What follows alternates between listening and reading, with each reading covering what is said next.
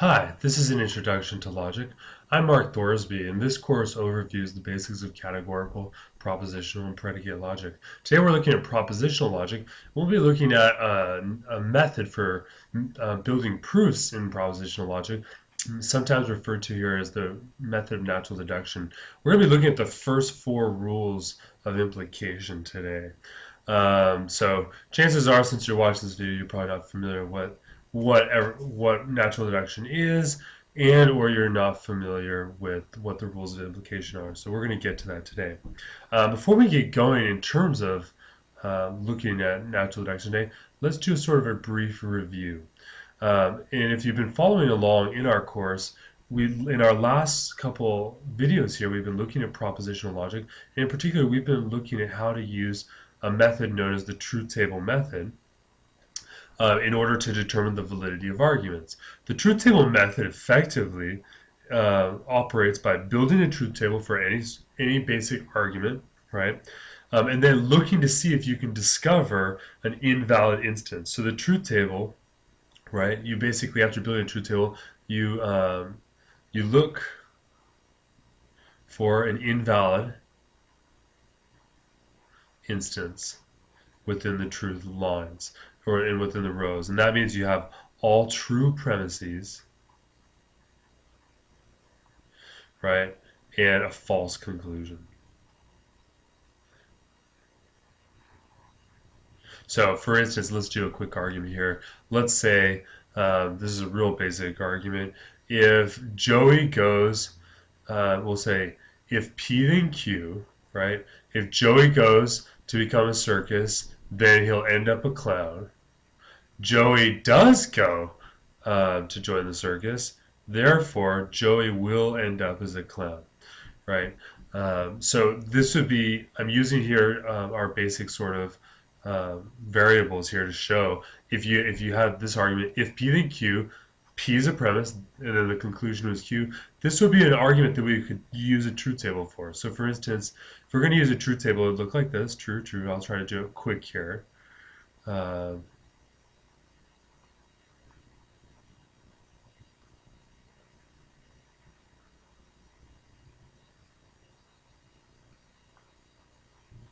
And then of course I need to fill in this conditional, so that'd be true, true, false, true, and true.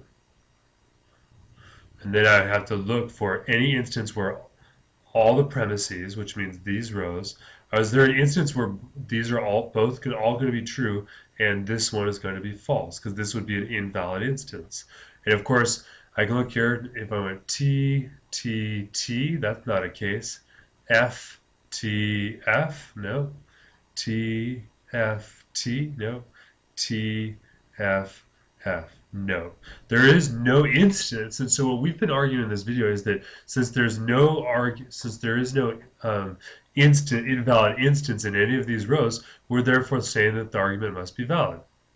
Now you'll notice here that what we've been doing in the truth table method is effectively proving arguments that are invalid. So we've been proving invalid arguments rather than looking to see how to prove a valid argument in the positive sense. So what we're going to be doing in natural deduction is we're going to be looking at specific argument forms that are always work, and we're going to see that we can actually use those arguments to build proofs.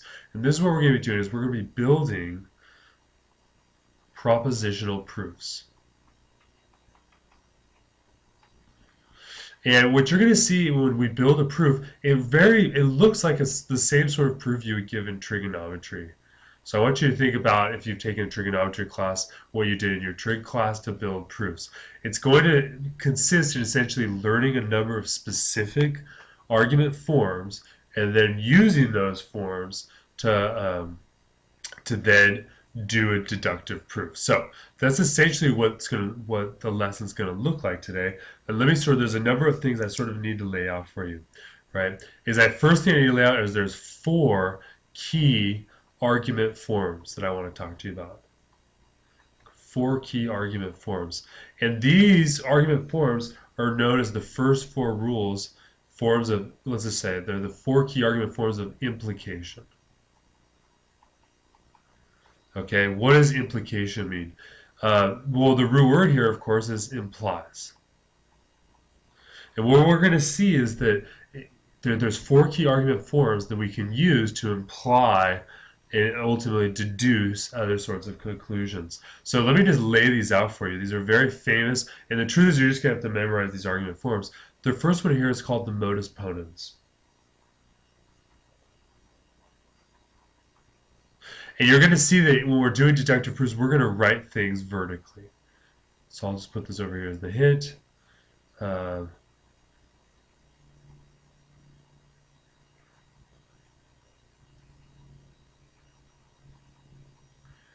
Right, so instead of writing the arguments P, because we've been writing the argument, we're going to write it like this. If P, then Q, P, therefore Q. Right? We're going to write them vertically. We're not going to write them horizontally, because this is the same as saying P, then Q, P, therefore Q. You'll notice that we're just going to write them down instead. Okay? So this is a very classic argument form, the one I just gave you, about clowns or something of that nature. So if P then Q, P is the second premise, Q is the conclusion. Modus ponens. The second one here you're going to have to learn is known as modus tollens. And it looks like this. If P then Q, not Q, therefore not P. So the modus tollens has the same conditional setup, if P then Q, but instead saying not Q then not P. That makes sense, right? This would be similar to saying, if it rains outside, then you're going to get wet. You're not wet, therefore it must not be raining outside, right? So we have modus tollens. Let's just put the third one up here, just to see if we can get them all on the same page. This next one is called the hypothetical syllogism.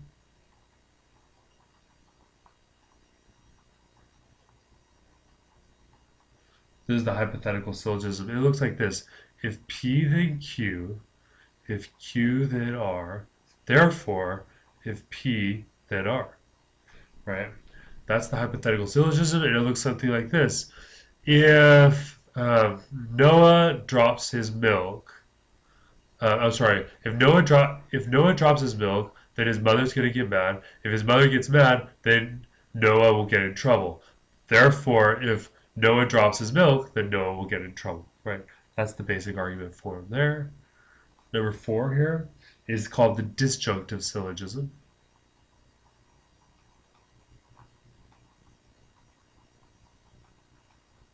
The disjunctive syllogism. And you'll notice that whenever we say syllogisms, there's always these are classic arguments. So this, if P or Q, not P, therefore Q. So this looks like something like this. Either you're going to get an A or you're not going to get an A, right? You're not going to get an A, therefore, well, that's a confusing one here. Let me give you a different example here. Either you're going to be happy in your life or you're not going to be happy. It doesn't look like you're going to be happy, therefore you're not going to be happy. I just did the same argument form there. But this is known as a disjunctive syllogism, saying it's either P or Q. If it's not P, then you must just have Q, right? And these are the basic 4 arguments that we're going to be focusing on today. Now, but here's something I have to tell you, is that you're going to have to be careful, because whenever we do, for instance, a hypothetical syllogism, or any of these, notice that we'll see that the P here, this could stand this could be a variable for a very long compound equation.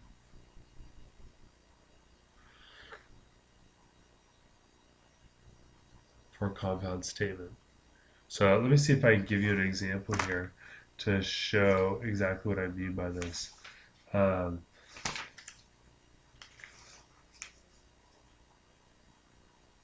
Let's see, like this. Okay, now let's put, and from here on out, I'm going to refer to modus ponens as just NP. So modus ponens here, remember, is just P then Q, P, therefore Q. Right, so let's imagine I have an argument that looks like this. Here's what the proofs are essentially going to look like. Well, let me go like this. If I had T therefore S, therefore J, I have T therefore S, therefore J. Now here's what I want you to see, is that this right here is an instance of modus ponens. This is a modus ponens. Okay, but what's the difference here? Is see this T therefore S? This is essentially our P. And the J here is the Q. Right? And so you can see here, if we say that the P is going to be equal to T therefore S, then that means that if this is P, this is Q, this is a P, and this is a Q. So this is exactly a modus ponens here. I hope you can see that. I know it can be sort of confusing. So what this means is that any one of these variables, the P, the Q, or in another case, for instance, the hypothetical syllogism, the R, right? Any of these variables can stand for much longer equations. Let me give you another example. What if we had P there? No, let me give you an example. Let's say E if and only of J and T, therefore W.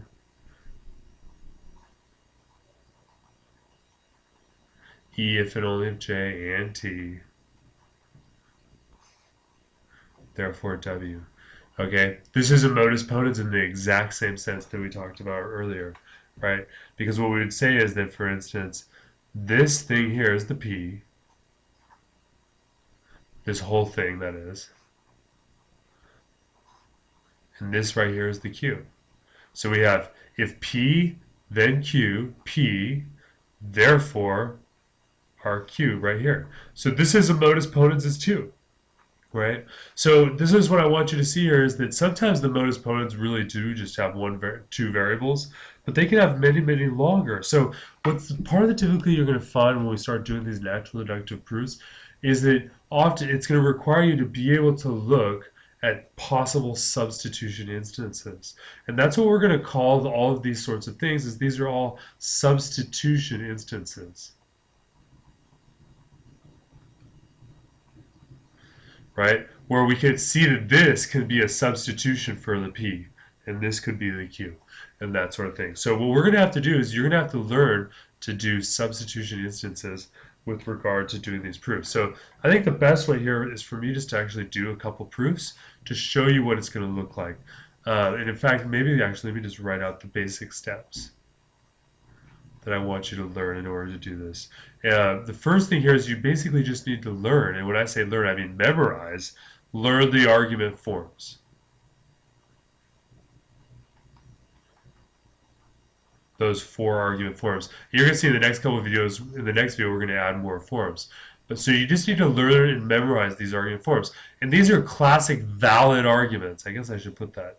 These are all valid arguments, and if you want, you could do a truth table or an indirect truth table to check. And that's something that's interesting here, is that any argument form that works in the truth table method works here. But here's the thing, is proofs, when we do these proofs, we can only prove things that are valid. We can't prove an argument invalid. Whereas the truth tables prove an argument invalid and valid, in terms of a valid argument being the non-invalid argument. Okay, so the first thing you do is just learn the argument forms. You literally just have to memorize them. But don't worry, as you do these problems, it won't be too difficult to do. Now, in order to, and then once you've learned the argument forms, then what you're going to need to do is you're going to have to start to construct proofs. And here's where I'm going to sort of give you the lowdown on what some of the key things you need to do when you construct a proof. The first thing you need to do is, the first thing you need to know, rather, is that the order of the premises is irrelevant.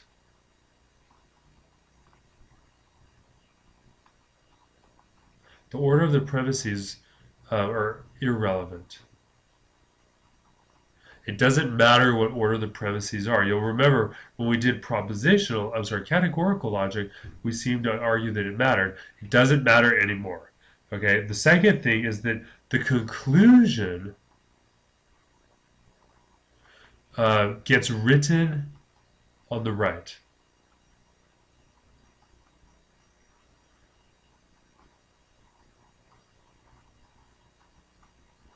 Whoops, whoops, I misspelled right there. The R, the other sort of right. Okay, the conclusion gets written on the right. You're going to see what it essentially looks like is you're going to blank the conclusion. Okay, the conclusion gets written on the right on the other side of a forward backslash, of a forward slash. Okay, now the after so to construct a proof, the order of the premises is irrelevant or irrelevant. The conclusion will be written on the right hand side, and C is every derived deduction.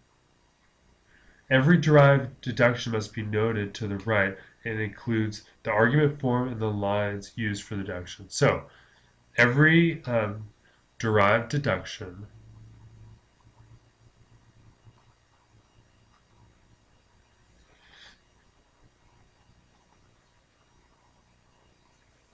must be noted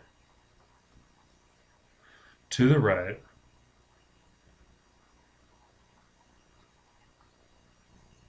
including the argument form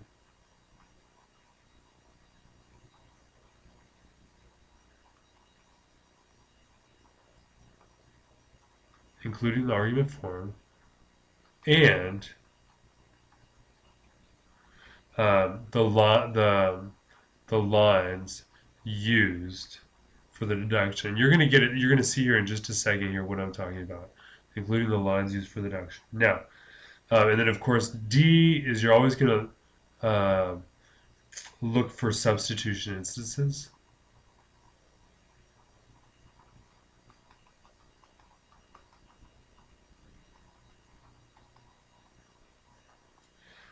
And then finally, the last bit of advice I'm going to give you, number 3, this is just advice. If you see something, do it.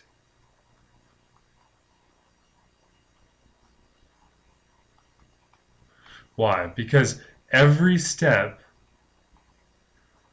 deduced is valid. So you can't, geez, this handwriting looks horrible. God, I'm really embarrassed by my handwriting there. It's hard to write on this tablet. So that's no excuse. So let's go back through here and look at it. So what are the steps? First, you need to learn the argument forms. 2 is then to construct, you have to then construct the proofs.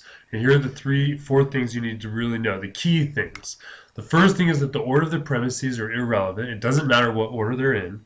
B is that the conclusion will always be written on the right-hand side, right, with a forward slash. Every derived deduction that you do must be noted to the right and it must include the argument form and the number of lines used for the deduction.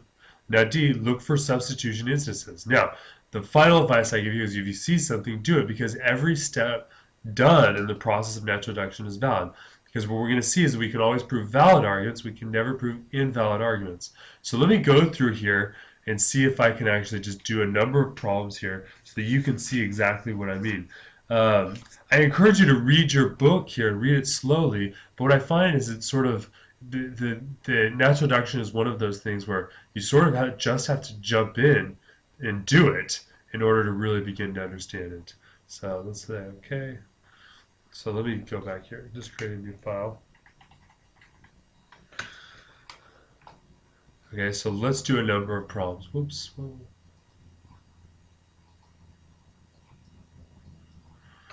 What? Sorry about that.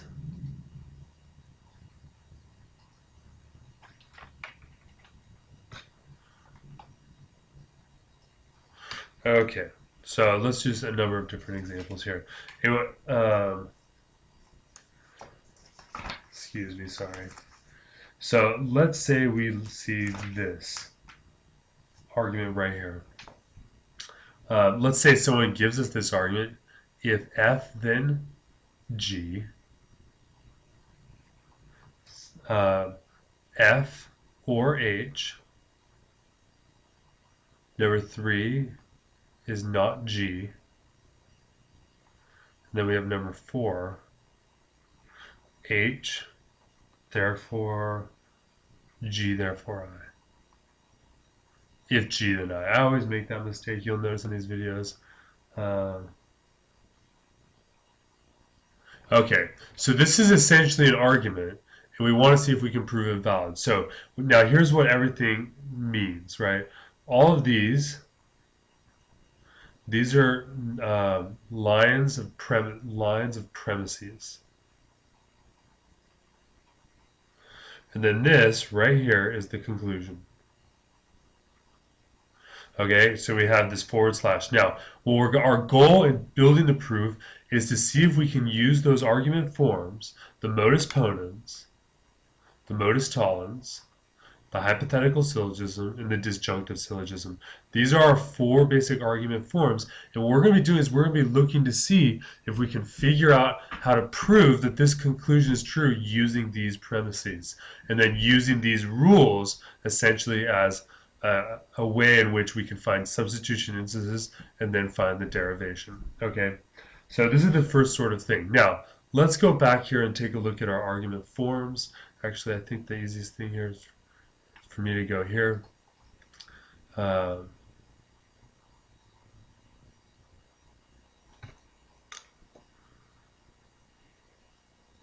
Okay, and here's 2 things that are really key that you should know as well that were in the book that I should mention for you, is that since each rule, the modus ponens, the modus tollens, the hypothetical syllogism, the disjunctive syllogism, since each of these rules is a valid argument form unto themselves, any conclusion derived from their correct use results in a valid argument.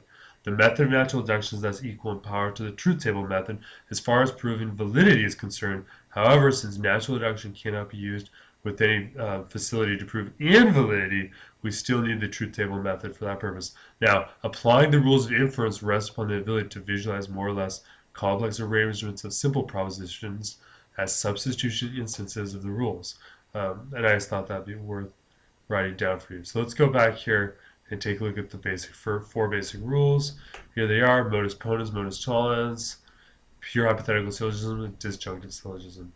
So let's think about those rules, and here you probably need your book because I can't get it on this page as well in order to solve this problem. Now, the first thing to do when you're looking at these problems is always start with the conclusion.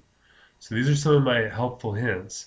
I always say start with the conclusion and see what we can learn by looking at the conclusion before we begin to build the proof. I need an F, therefore, if F, then I. That's what I need. You can see I have an F here, and I have an I here. I have an F here. How am I supposed to get out of this? Now, wait a second. I don't exactly see. So start with the conclusion. If you don't see what you can do with the conclusion, then look to the premises and see if you can see any substitution instances. So then look at the premises. So let's go over here. Right, I have if F then G, not G. Wait a second, isn't this a modus tollens? Look back at our modus tollens rule. Right, modus tollens says, let me make it just a little bit bigger for you. Right, modus tollens says if P then Q, not Q, right, that's not this, then you don't have this. Right, this says if this, then this. I don't have this, so therefore I must not have this. So number 5 here is not F, right? I hope you can see that because this became, right, basically we had if P then Q, not Q, and here we're just writing down the, well, can you deduce? You can deduce that if you don't have G, you must not have F, okay? So we'd write number 5, not F, and over here we'd write lines 1 and 3, modus tollens, right? Because look, we used this line, and the rule we used was the modus tollens rule right here. So we just write that over here. And what we're going to do is we're going to list this out until we find the conclusion in order to get the proof. So let's go here. Now that, and you typically, here's another thing is, you can use the same premises again and again. And so there's no rule that says that once you use line 1 for modus tollens, you can't use it again. That's not true. You can use the premises multiple times. And now I can use number 5 here as a premise to look for a substitution instance of another one of the rules. Maybe I should just write the rules up here. This is if P then Q, you have P, therefore you have Q. Modus tollens is if P then Q, not Q, therefore not P. Hypothetical syllogism is if P then Q, if Q then R, therefore if P then R. And the disjunctive syllogism was if it's either P or Q. If it's not P, then it must be Q, right? That was the disjunctive syllogism. And you can see it's right here as well. If P or Q, not P, therefore you have Q. Okay, so let's take a look at it here. What can I do now? This is not F. What about this line, line 2? Right? Can't I use the disjunctive syllogism here? Where this becomes my P, this becomes my Q, and then I have not P. Therefore, line 6, I must have not. If I don't think about this, if I don't have F, then I must have H. Then I must. Hold on, wait a second. Oh, no, I'm sorry. Line 6 here is just H. Because if I don't have F, then I must have H. So that would be lines 2 and 5. Disjunctive syllogism. DS. Okay, now that I have H, wait a second, can you see this here? Is now we're in much better shape. Let me erase this. Because now look here, now I have an H. Line 7 here is going to be if G then I. Can I write this down? Yeah. How did I get if G then I? Because look here, look at line 4. Line 4 says that if I have H, then I have G, then I. I do have H, which means I can sort of plug it in here. What I find it's helpful here is to imagine it, and I know this may sound silly for a lot of you out there who are watching this video, but I think one of the ways that's helpful to understand is that think about it as a series of keys, right? This proposition here basically says that if you can get H, then you can unlock G, then I. I do have the key H. I just sort of plug it in, and then I get G, therefore I, and I can unlock it. So that means I've used lines 4 and 6, modus ponens, because that was the if P then Q. I had the P, so I could unlock the Q, right? So that means I have G, therefore I. Now remember, my goal here is going to be if F, then I. How am I going to get there? It seems like it's taking me quite a long time to get there. Let's see. Let's take a look. Is there another way? Wait a second. Notice line 1 here. Look at line 1 and look at line 7. This says if F, then G. And this says if you have G, then you have I. This says if Fred goes to the party, then Gene is going to go. This says if Gene is going to go, then Isaac's going to go. And the conclusion we want is if F, then I. This is a hypothetical syllogism, isn't it? Because it says if P, then Q. Q is the same one, so it links back up like a chain, and then R. So that means you can just simplify the chain to say if P, then R. So can we do the same thing here? And that's the answer. Line 8 here is going to be if F, then I. And we use lines 1 and 7, hypothetical syllogism. Okay, and now since our last line of our proof is where our conclusion is, we've proven the argument valid. We've actually built the proof. We've built the proof. Now, some of the things that I need to tell you that are really key here is it's incredibly important you always write down the problem correctly as it's in your book, because remember, this method can only prove validity. If an argument's invalid, I'll literally just keep trying to do things until I can do nothing. But this method only proves validity. So let's try it again here. That's a good example here. Let's do another one here. Take a look at this problem. Let me change the color. This says, line 1 says, John is not going to the party. Line 2, either John or Ken is going to go to the party. If Ken goes to the party, then Lena will go to the party. Therefore, Lena is going to go to the party. So imagine if I had this argument, can I use the deductive argument method to prove it valid? Now just here you just got to remember, what are our tools? Well, we have 4 rules of implication: modus ponens, modus tollens, the hypothetical syllogism, and the disjunctive syllogism. You're going to see in the next couple of videos, we're just going to keep adding to this tool set, but the basic method remains the same. I write the premises vertically with the conclusion off to the side, And then I'm going to try to deduce steps using these argument forms. You can see these patterns of reasoning. I want to see if I can find the same patterns of reasoning here. Okay, so let's take a look at line 4. What's the first thing you can see here? If I have either, I forgot how I said either Jack is going to go or Ken's going to go to the party. Jack's not going to go. If both of these things are the case, then that means I can use the disjunctive syllogism, right? Remember, the disjunctive syllogism is it is either P or Q, not P, therefore Q. So line 4 here is simple. It's going to be K. And I used lines 1 and 2, disjunctive syllogism. Okay. Now, number 5, once I get the K, I get the L here using modus ponens, because see, doesn't the K here effectively unlock my L here, right? And that's what the modus ponens rule is, right? It's if P, then Q. If you have P, then you have Q, right? So that means I can actually conclude L right now, right? Where the K here sort of goes in here and then unlocks the L. So that means that's my L, and I use lines 3 and 4, modus ponens. Okay? Now, since I've now reached where the conclusion is, I'm done, and I can say this argument is valid. Okay? Now, here's the trick, though. This method, this natural deduction method, will never prove an argument invalid. So that's why the indirect truth table method is still very important to know, because the indirect truth table method will give you the capacity to determine whether or not it's invalid.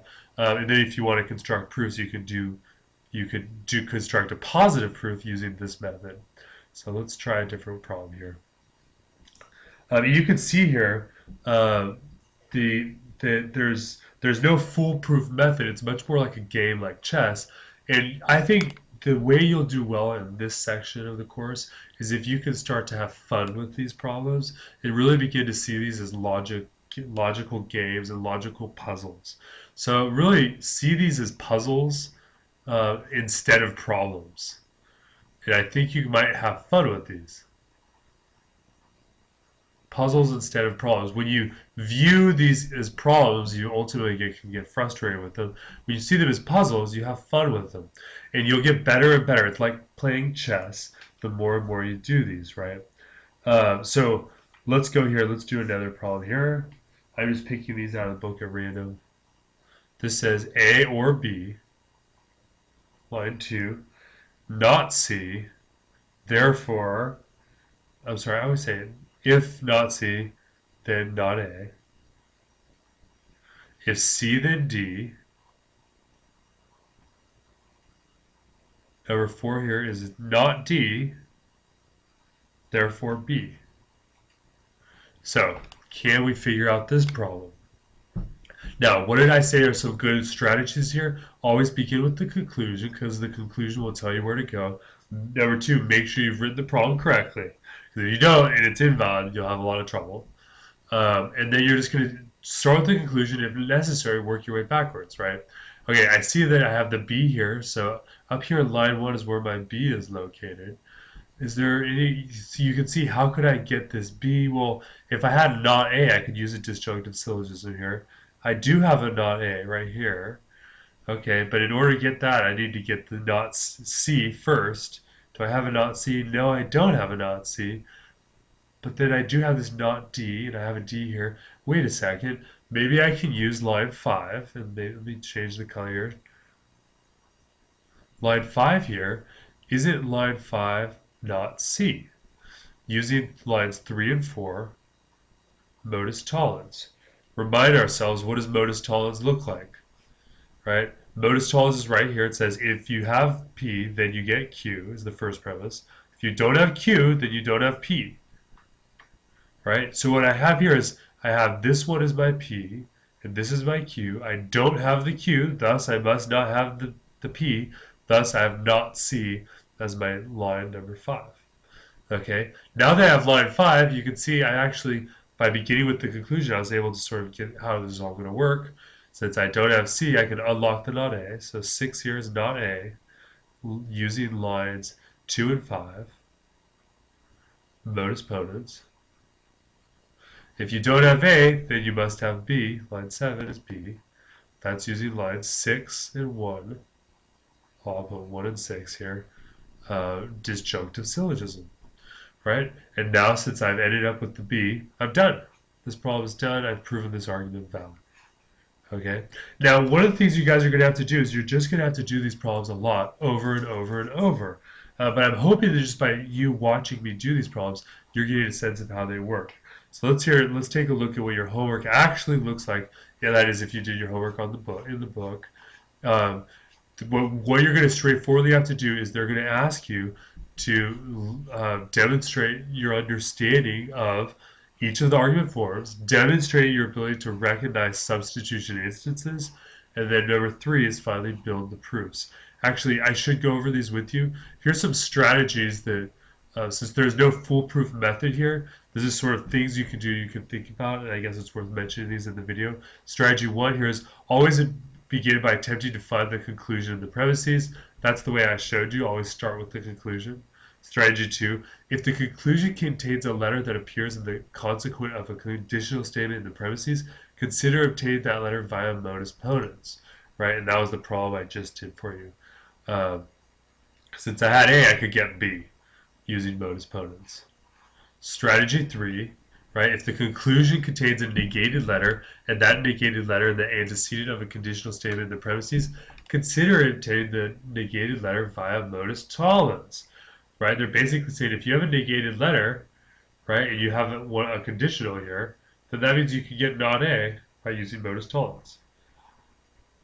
Line 4, if the conclusion is a conditional statement, consider obtaining it via pure hypothetical syllogism, right? Remember, if you need to get a conditional, a hypothetical syllogism, right, you can use if A then B, if B then C, therefore if A then C. So that's lines 1 and 3, hypothetical syllogism. And the last strategy here, which is if the conclusion contains a letter that appears in a disjunctive statement, then think about the disjunctive syllogism, right? So we have a not A, you can see here is a disjunctive syllogism here. So what do your homework exercises look like? Well, if you're doing it in the book, here's what they're going to look like. They're basically going to say, here are the premises, should the next line be using what rule, right? They want to basically... these homework exercises will give you practice recognizing substitution instances. And in the case of natural deduction, I actually encourage all of you to do all of your homework. It's pretty important stuff, actually, when we're looking at these sorts of problems. So let me just give you this example. Let's just do a couple of these problems. You can see here, if J then F, if I have not F, then that would be not G, right? Lines 1 and 2. Modus tollens. Now, it's easy for me because I've memorized all of these forms, modus tollens, modus ponens. And where it's going to be difficult for you is you haven't memorized them yet. So, but you will if you just do all these problems. Okay? If you have if S, you can see here I could get M because my S unlocks my M. So that must mean line 1 and 2 modus ponens. Remember, the order of the premises doesn't matter. Notice how 2 is in the back end. It doesn't really matter. This would be if R then D, if E then R. Well, you can see here it would be if E then D, because E to R, and the R here operates as sort of the middle term, which gets me to the D, right? So that's lines 1 and 2, hypothetical syllogism. Let's see over here, number 6. You can see number 8. Let's cross that out. This was not J or P, not J. Well, you can see here, what could I conclude? I could say P, using lines 1 and 2, disjunctive syllogism. What about this S and the J? I don't see that as really doing anything for me. I think this is a P, line 1 and 2, disjunctive syllogism. And then you can see here, H. What about this problem? What can I deduce from here? Whenever I see this F, right, if I have F therefore H, H therefore D, you can see this H here gives me that middle term, so I might as well say deduce if F, then D. Lines 1 and 3, hypothetical syllogism. Right? So you can see that these problems really aren't too difficult to do. A lot of what you're going to see in these first things is since you can only do one step, some of these premises are just going to be totally irrelevant. And they don't, and despite how long they get, I don't think it's really that difficult. Right? Let's do maybe problem 20 so you can see what that looks like. Um, okay. So line 20, so this one looks like this. You can see here, there, what you need to be thinking here is when you see lots of parentheses and things and stuff like this, is you need to think in terms of look for a substitution instance. Look for substitution. So let's see here. I have a Q, then G. Do I have another G? Well, look, I have a Q, then G right here. Which means if I have this, I can conclude A or N, right? Because this whole thing here becomes my Q, and this whole thing becomes my P. So I really have a modus ponens right here. Where remember, modus ponens is if P, then Q, P, therefore Q, right? Take a look at it. If P, then Q, this is my P, then Q, I have the P, thus I must have A or N, lines 1 and 4 modus ponens, right? So it may look messy, but you can see that the logic behind it isn't that difficult. It's actually pretty simple. So that's part one. What's part two going to be? Part two gives you a little bit different exercises. They're going to give you premises, and they're going to give you a conclusion, or they're going to give you a deduction, and you need to figure out what the missing premise is, right? So think about this one. You have B or K, and in K, what needs to go here? What is the intermediate step? Well, it's probably not B, right? So actually, let me just do this problem for you so you can see. We'll do all these problems for you. All right, so let's take a look. This must be not B. That's lines 1 and 2, disjunctive syllogism. What cued me off there as a disjunctive syllogism is the disjunction right here. When you see a disjunction, ask yourself, is this going to be a disjunctive syllogism? When you see a conditional, ask yourself, is this going to be a hypothetical syllogism? And things like this. So, in fact, let's move over here. I already know there's a hypothetical syllogism because look at this. This says, if C then H, well then it would C and have if R then H. So maybe this is if R then C, if R then C, if C then H, thus this creates that middle term, so that you can just say conclude if R then H. So this must be R therefore C, and that's lines 1 and 2, hypothetical syllogism. Let's look to this next one. This one's not F. It looks like what I need here is just a modus tollens, right? I'd say not N, right? Because if this is not N, then that would be, so this would be lines 1 and 3, modus tollens. Right over here, these problems. This would be an N, that'd be lines 1 and 2, modus ponens. If N, then S, N, therefore S. Here we have another one. I have a not K. You can see a modus tollens and not T would give me that, so that must be a 1 and 2 modus tollens. Right? So you can see I'm doing these problems very quickly. It's going to take you a little bit longer, but don't feel bad about that. It's because I've memorized these argument forms and I've done problems like these, thousands of problems like these. But as you do these, you're going to see that they're not really that difficult. Now, finally, this is what's most important in your homework here, is to actually build these proofs. So here are some of the proofs they're going to give you. Let's see if we can do a couple of these problems. Just to give you a sense here of what they're going to look like. Let's do both of these problems. Let's do them separately.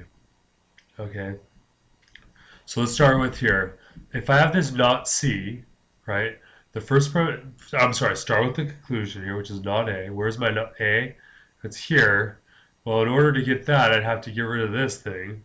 So not C, but wait, I can't interact with these. And that's another important thing, is that when you use rules of implication, right, you have to use the entire line.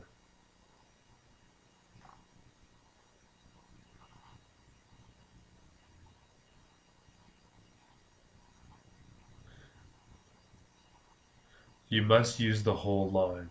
So I can't just take it out. I can't just, for instance, take this out, right? If it's in the premises, it's locked in. So I need to unlock it. So number 3 here, line 3 here is going to be if A, then C, right? Since I have not C, this is my P. This is P, then Q. so that I can write down the Q. So that's lines 1 and 2, modus ponens. Okay, if I don't have C, then I must not have A. That's line 4, not A. Lines 2 and 3, modus tollens. Right, now that I have the conclusion, I'm done. That's all I need to do. So let's do the proof for this one.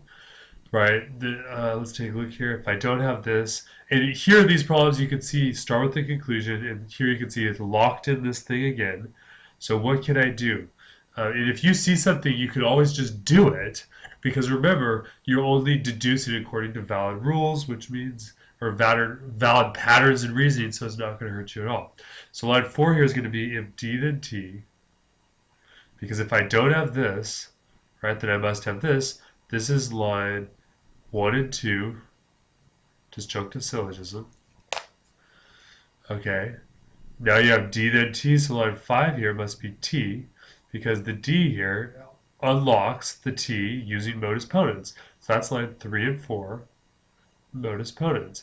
And for some of you, I'm worried maybe watch this and still not seeing how it's working here, right? The D here, this says if you have D, then you have T. I do have D, thus I must have T. That's basically the argument. But again, I'm using the whole lines. So those are 2 proofs there. Let me do one last proof here. Let me do a long one, because what you'll see is they get harder and harder as you go through. So let me do one really long, difficult problem. So that way you at least can see that. And then finally they're going to ask you to translate them and then apply it. But I'm not going to do one of those problems right now. Let me do problem 25, right? Usually the ones at the end are the long ones. So let's take a look here at this problem. How can we do this problem? Let's see, can I make it bigger? No. Okay, that's all right. Hopefully you can see it well enough. Let me go here to black, or no, let me do blue. All right, so line 5. Now here, let me start by the conclusion, not D. So there's a D there, and there's a D there. You can see I have parentheses here, and I have brackets. All of this stuff has to be unlocked. There's a not D. I'm not sure how to get there. How can I do this? You can see here I had difficulty seeing what to do. If I had a not N, I could unlock this whole thing, right? Because this whole thing here could be rewritten as if P then Q. So, but I don't have the P, so that's not going to help me. So what am I going to do here? Well, wait a second.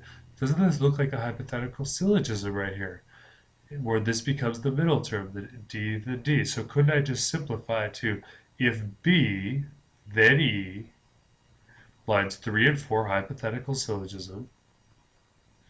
Okay, if B, then E, wait a sec, there's my same equation in the parentheses. So now I have a modus ponens going on here. So this is line 6, where if B then E, I can basically plant it in here, turn the key, I unlock my not N, so my conclusion here is not N, using lines 2 and 5, modus ponens. Look, now since I have my not N, I can go back to line 1 up here. So if I use this to unlock this, then that means I'm going to have to write out this big, long, ugly thing. So it looks like this. If B, then D, then N, or not E. Okay, so I have if B, then D, then N, or not E. I just unlocked that. Now remember, I still need to get that D. How the heck am I ever going to get down that far? Right? Well, do I have a B, then D? Wait a second, I do. Line 3, you can see here, it's important, this problem, we're using multiple lines multiple times. So that's line 8, must be N, or not E, utilizing lines 3 and 7. Modus ponens. Oh, and I forgot to write my reasons here, didn't I? So line 7 here, I made a little mistake here. We did if B then D, so we use lines 1 and 6, modus ponens. Right, for your proof, you want to make sure it's all clear. Number 9 here, so I have N or not E. I need to get that D. How am I ever going to get that far? Well, remember, I did have a not N right here, because I could use my own premises too. And once I've made them and inferred them, they're valid. I can use those as much. So if I don't have an and, then I must have a not e. So that's not e, right? Where now this whole thing here is my q, right? This is my p, and this is my q. Remember, the disjunctive syllogism is if p, then q. If you have p, oops. Let me rewrite that. For the disjunctive syllogism, if it's either p or q, if you don't have p, then you must have q, right? So I don't have this, so I must have this, so that's why I'm writing not e right here, and that would be lines 8 and 6, disjunctive syllogism. So I have a not e, I still need to get this not d, that's the goal, right? Is to get not d. So if I don't have e, wait a second, then I must not have d, line 4. Because remember, so number 10 here must be not d, right, using lines 4 and 9, modus tollens. Because remember, modus tollens is if p then q. If you don't have q, then you must not have p. So this says if d then e, but I don't have e, therefore I must not have d. And that was the conclusion, and that's the proof. So the hardest, I just did the hardest proof for you. So the hardest proof is only 10 lines. I'll warn you, sometimes they can be well over 20 or 30 lines.